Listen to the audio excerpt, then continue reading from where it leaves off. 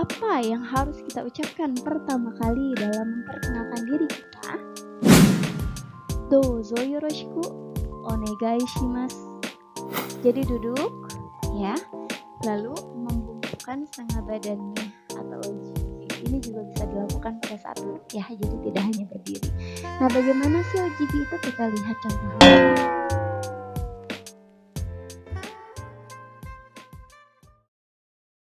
Hai minasan, ohayo gozaimasu. O genki desu ka? Apa kabar? Semoga semuanya dalam keadaan sehat ya. Hai, hari ini kita akan belajar materi baru setelah kita sebelumnya mempelajari tentang huruf dan aisatsu. Materi apakah hari ini akan kita pelajari? Yaitu tentang jiko shokai. Apa itu jiko shokai? Jiko shokai adalah perkenalan diri. Jadi, hari ini kita akan belajar bagaimana caranya memperkenalkan diri kita sendiri dalam bahasa Jepang. Hai, kita langsung saja. Pertama, apa yang harus kita ucapkan pertama kali dalam memperkenalkan diri kita? Adalah mengucapkan aisatsu atau salam sapa. Salam sapa ini silahkan boleh pilih salah satu ya, yang sudah kita pelajari tentunya ada 3. Selamat pagi, selamat siang, dan selamat malam. Sesuaikan kapan waktu kalian memperkenalkan diri. Apakah pagi? Maka ucapkan ohayo gozaimasu. Atau siang dan sore, konnichiwa. Atau malam, konbanwa. Silahkan ucapkan salam sapanya terlebih dahulu. Ya, pilih salah satu dari 3 salam sapa yang sudah kita pelajari. Lalu, selanjutnya, apa yang harus kita ucapkan setelah salam sapa? Hajimemashite. Hajimemashite. Hajimemashite. Hai, yang perlu digarisbawahi di sini pertama adalah huruf me. Huruf me tetap dibaca me, bukan mi. Ya, hajime. Hajime. Hai, bukan hajime. Bukan ya, tapi seharusnya hajime. Lalu selanjutnya huruf shi yang ada di akhir itu i-nya bukan dihilangkan tapi samar terdengar. Jadi ada tapi tidak jelas terdengarnya. Maka pengucapan yang tepat pada saat mengucapkan kata ini adalah hajimemashite.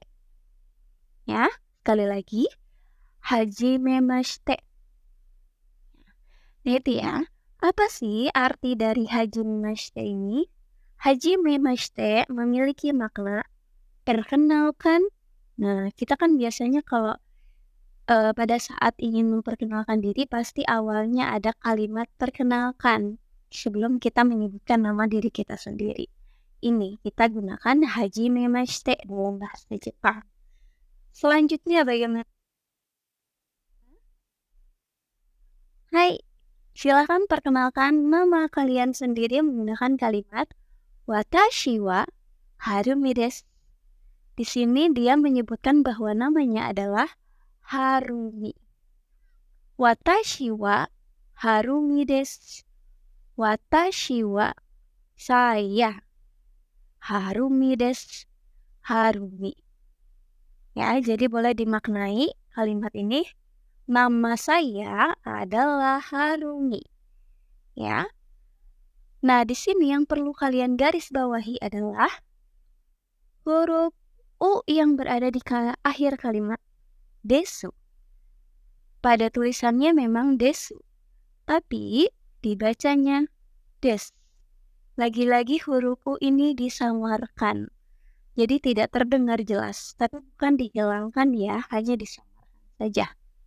Hai. Moichido, Sekali lagi, watashi wa harumi desu. Nah, untuk bagian ini kalian gampang saja, tinggal ganti nama Harumi dengan nama kalian masing-masing. Misalnya, namanya Doni, berarti watashi wa Doni desu. Lagi, contohnya namanya Dini, watashi wa Dini desu, atau Putri, watashi wa Putri desu, atau satu lagi Nia, watashi wa Nia desu. Hai, ya, itu adalah kalimat ketiga yang diucapkan pada saat perkenalan diri. Selanjutnya dan terakhir, apa yang harus kita ucapkan sebagai penutup kalimat perkenalan diri kita adalah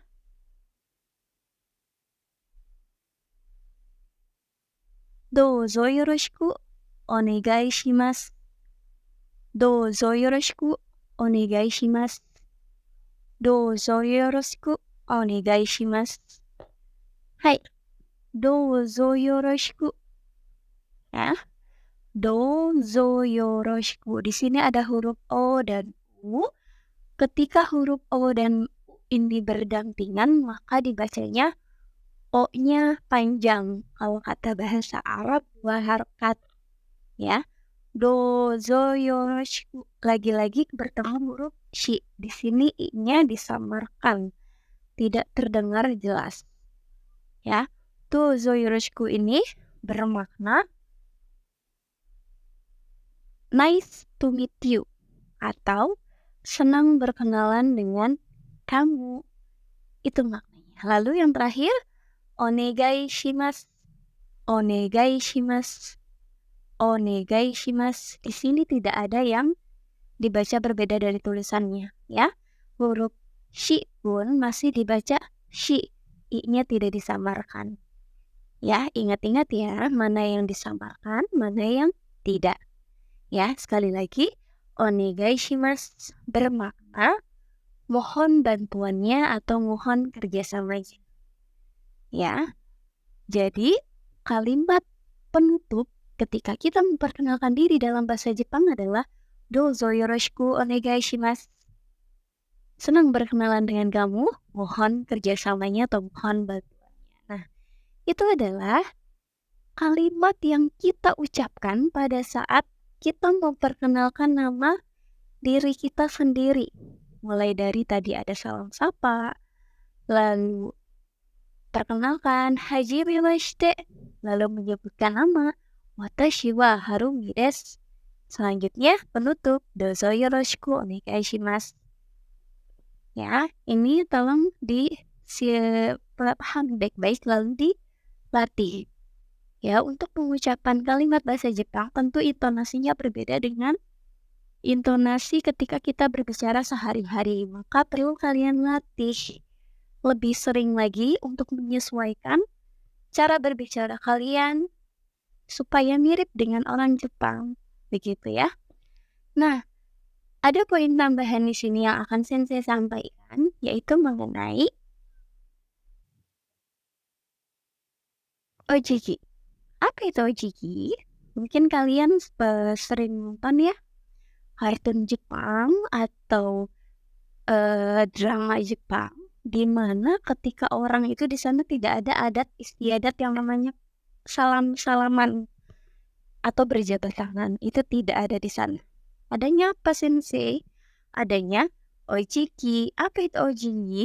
Ojiki adalah budaya di mana seseorang membungkukkan setengah badannya. Ya. Jadi tidak hanya membungkukkan kepala saja, tapi membungkukkan setengah badan. Ya. Ini untuk apa? Banyak fungsinya. Di sini boleh ketika kita mengucapkan salam sapa seperti konnichiwa, kita ojiki. Atau ketika kita memperkenalkan diri, juga kita awali dengan ojiki. Ya, makanya kenapa Sensei sampaikan ini, karena ini adalah sesuatu yang penting untuk kalian ketahui, untuk nantinya kalian praktikkan. Jadi ketika memperkenalkan diri dalam bahasa Jepang, kita tidak berjabat tangan. melainkan melakukan OJG atau membungkukkan setengah badan. Nah, di sini ada caranya ya. Jadi membungkukkan setengah badan ini tidak hanya semata-mata kita membungkuk saja, tapi ada caranya. Yang pertama di sini ada yang namanya eshuku. Mohon maaf, eshaku. Eshaku di sini adalah membungkukkan setengah badan sekitar 15 derajat. Itu memberikan makna kita menghormati orang yang kita ajak bicara.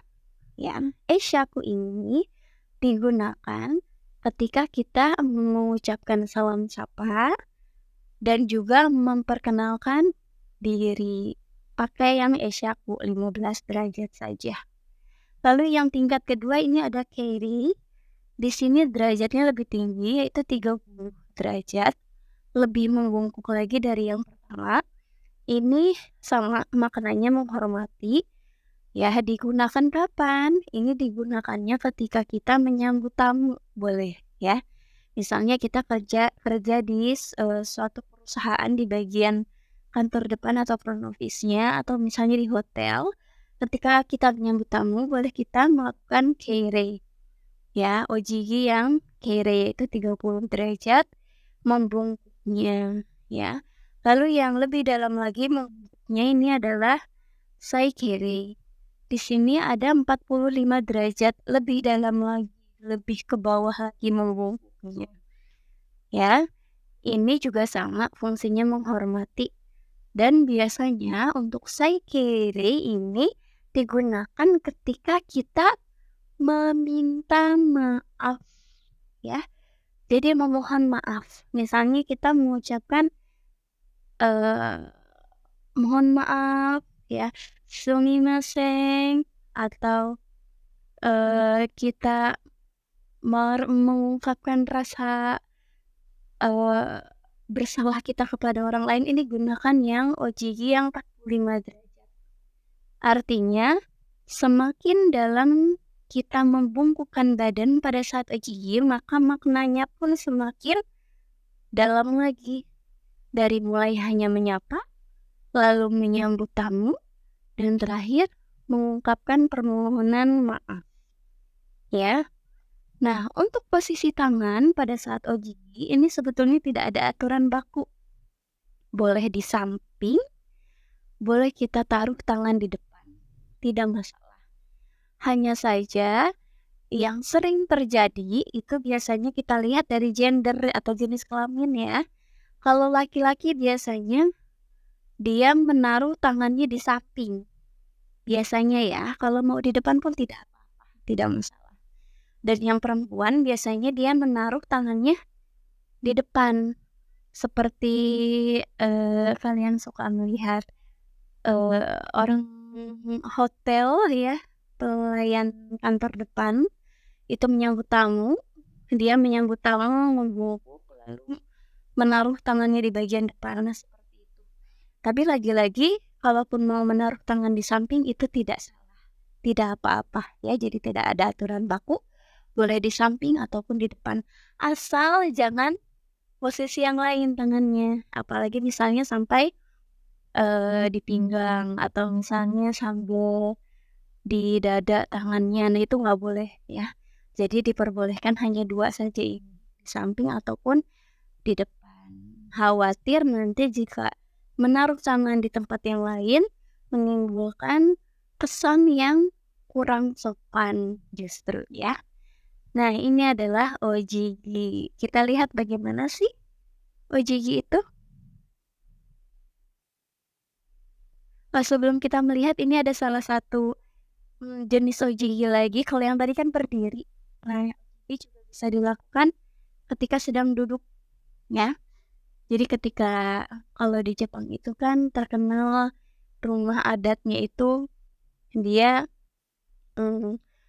pintunya pintu geser ya. Biasanya kalau kalian suka melihat kartun-kartun Jepang yang masih berbau tradisional, itu biasanya kalau kita kedatangan tamu, ya. Ini yang punya rumah pakai baju yang namanya kimono, baju tradisional Jepang. Nah, menyambut tamunya biasanya seperti ini. Jadi duduk, ya, lalu membungkukkan setengah badannya atau ojiji. Ini juga bisa dilakukan pada saat duduk ya, jadi tidak hanya berdiri. Nah, bagaimana sih ojiki itu? Kita lihat contohnya ya. Nah, nah begitu. Jadi kalau mau taruh tangan di depan juga tidak masalah, di samping juga tidak masalah. Ingat bukan hanya kepala yang menunduk, tapi juga setengah badan.